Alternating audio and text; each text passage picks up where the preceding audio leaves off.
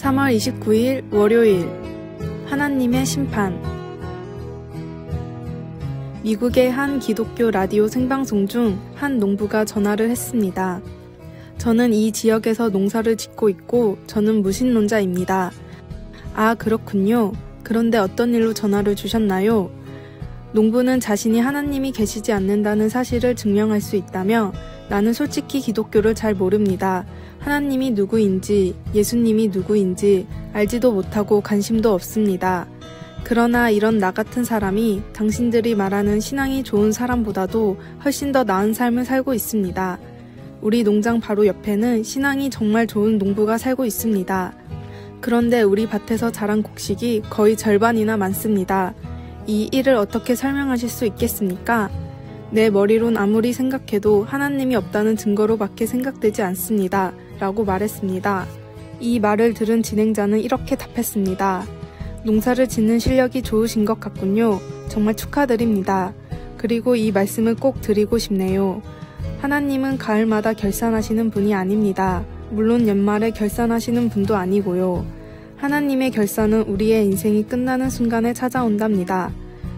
복음은 단순히 성공을 위한 징검다리가 아닙니다.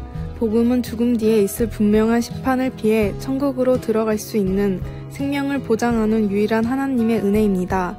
인생의 마지막 순간까지 하나님과 동행하며 의지하십시오. 오늘의 말씀.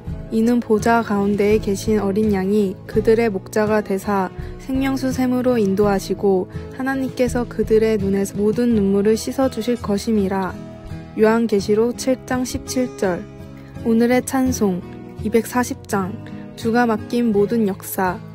오늘의 만나. 주님, 복음의 가장 중요한 것은 구원임을 기억하게 하소서. 작은 일의 성패에 따라 일희일비하지 않는 신앙인이 됩시다.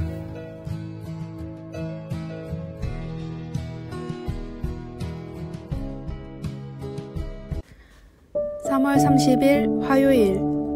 보고 침묵하라.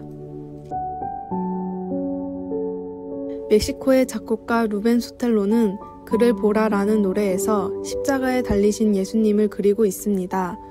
그는 우리에게 예수님을 바라보고 침묵하라고 합니다. 예수님이 십자가에서 보여주신 그 같은 사랑 앞에서 우리는 진정 아무 할 말이 없기 때문입니다. 믿음으로 우리는 복음서에 기록된 그 장면을 상상해 볼 수 있습니다. 십자가와 보혈과 목과 고통을 말입니다.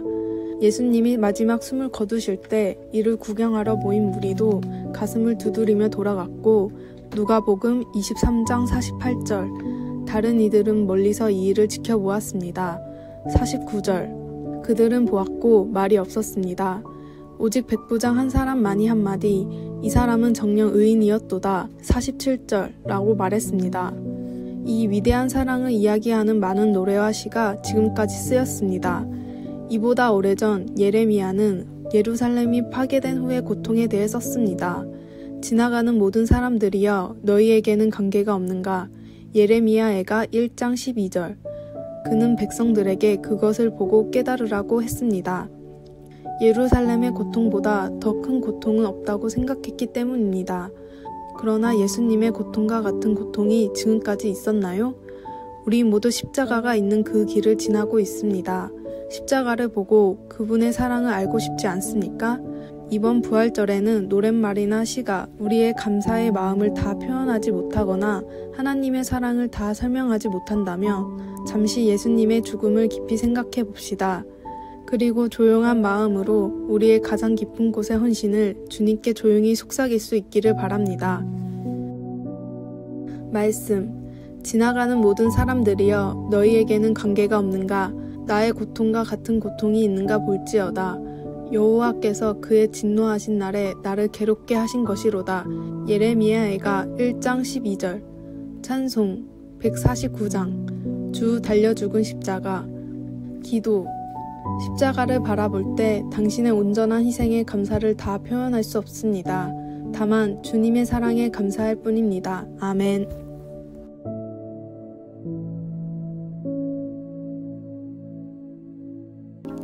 (3월 31일) 수요일. 지혜로운 독장수. 후한 말에 많은 사람들의 존경을 받는 곽태라는 사람이 있었습니다. 조정에서 벼슬을 준다 해도 병을 핑계로 가지 않고 오로지 시골을 돌며 후학을 양성하는 데 힘을 썼던 그는 죽었을 때 친구들이 아무리 생각해도 곽태는 생전에 부끄러운 일을 한 기억이 없다고 말을 했을 정도로 성인군자였습니다. 그랬던 그가 아주 존경했던 독장수가 한 명 있었습니다. 우연히 길을 가다 수레를 끄는 젊은이와 같은 방향으로 걷게 된 적이 있었는데 길이 험해 그만 독이 떨어져 깨졌습니다. 그런데 독장수는 아무런 망설임 없이 계속 걸었습니다. 깜짝 놀란 곽태가 오히려 독이 깨졌다고 알려줬습니다. 이보시오, 어찌 떨어진 독을 쳐다보지도 않고 그냥 간단 말이오. 그러자 독장수가 이미 떨어진 독을 뭐에 쓴단 말입니까? 죽는다고 붙일 수 없고 아쉬워한다고 다시 돌아오지도 않으니 그 시간에 한 걸음이라도 더 걷는 것이 훨씬 낫습니다. 라고 대답했습니다. 곽태는 이 말을 듣고 비록 그가 글도 잘 모르는 평민이라는 것을 알았지만 평생 그 독장수를 존경했습니다. 이미 저지른 실수를 만회하는 가장 좋은 방법은 더 열심히 노력하는 것 뿐입니다. 주님은 이런 연약한 모습을 외면하거나 질책하지 않으시고 오히려 기쁘게 받아주십니다. 회개나 자백한 죄는 기억하지 않으시는 주님을 믿고 과거의 죄와 실수로부터 벗어나 미래를 꿈꾸십시오. 오늘의 말씀. 내가 너희에게 주는 것은 세상이 주는 것과 같지 아니하니라. 너희는 마음에 근심하지도 말고 두려워하지도 말라. 요한복음 14장 27절. 오늘의 찬송 486장. 이 세상에 근심된 일이 많고. 오늘의 만나. 지나간 일들은 모두 주님께 맡기고 다가올 미래를 준비하게 하소서. 나를 괴롭게 하는 과거를 잊기 위해 기도합시다.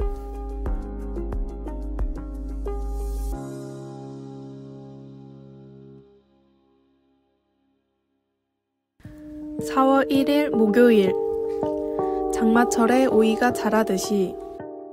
공원 도우미 어르신들이 풀을 뽑는 걸 본 지 얼마 되지 않았는데 어느새 잡초들이 쑥 올라와 있었습니다. 잡초는 며칠만 내버려 두면 쑥쑥 잘도 자랍니다. 장마철에 오이가 자라듯이 나쁜 것들은 쑥쑥 잘도 자랍니다. 좋은 습관 만들기는 너무 어려운데 안 좋은 것들로 가는 길은 쏜살 같습니다. 마음의 잡초도 그런 것 같습니다. 계속 뽑아주지 않으면 어느새 자라서 밭을 이루고 숲을 만들어 원래 마음밭이 어땠는지 구분도 안 갑니다. 아니 오히려 주객이 바뀌어 선한 것들이 설 자리조차 없어지게 되는 것입니다. 우리의 마음이 쑥대밭이 되기 전에 뾰족뾰족 올라오는 잡초들을 모조리 제거해야겠습니다. 적은 양을 제거하기는 쉬워도 너무 많아지면 아예 포기하게 되는 경우도 많기 때문입니다. 우리가 자주 듣는 이야기 중에 새가 우리 머리 위로 지나가는 것은 어쩌지 못하더라도 그 새가 둥지 트는 것은 막을 수 있다는 말이 있습니다. 온갖 잡념이 우리 머리에서 생겨났다가 사라지곤 합니다. 때로는 마음에서 생겨난 옳지 못한 생각이 머리에서 둥지를 틀 때도 있습니다. 그래서 사도 바울은 쉬지 말고 기도하라고 했을 것입니다.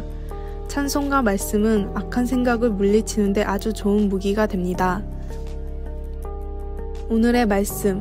나는 비천한 것을 내 눈앞에 두지 아니할 것이요 배교자들의 행위를 내가 미워하오리니 나는 그 어느 것도 붙들지 아니하리이다.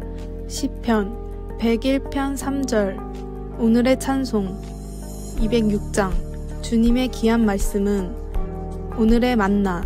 성경은 하늘에서 온 편지이며 하나님의 마음은 성경 속에 잘 나타나 있습니다. 하나님의 말씀을 매일 묵상합시다.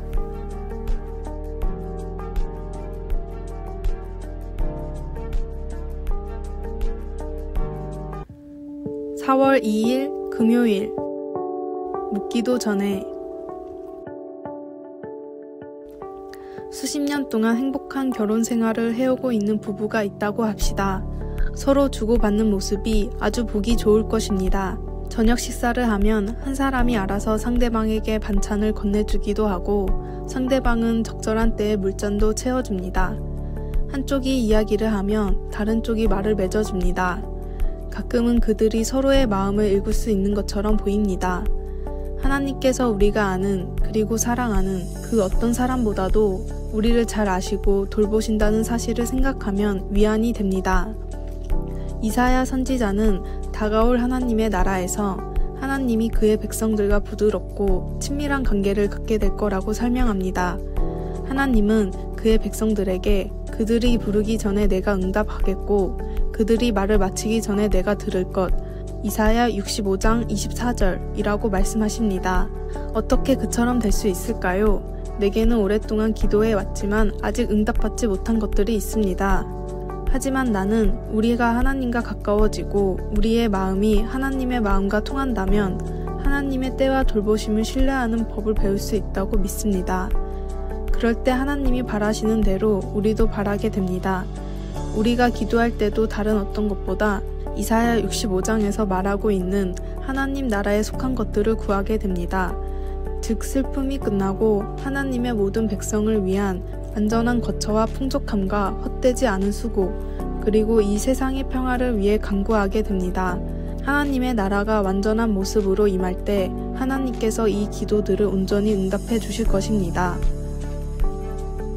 말씀. 그들이 부르기 전에 내가 응답하겠고 그들이 말을 마치기 전에 내가 들을 것이며 이사야 65장 24절 찬송 361장 기도하는 이 시간 기도. 하나님은 저를 사랑하시며 부르심을 입은 자들을 위해 모든 것을 합력하여 선을 이루어 가신다는 것을 믿습니다. 제 소원을 바꾸셔서 하나님이 원하시는 것을 저도 바라게 하소서. 아멘. 아래에 빨간색 글자 구독을 누르시어 더 많은 전도의 열매를 맺으시기를 기도합니다.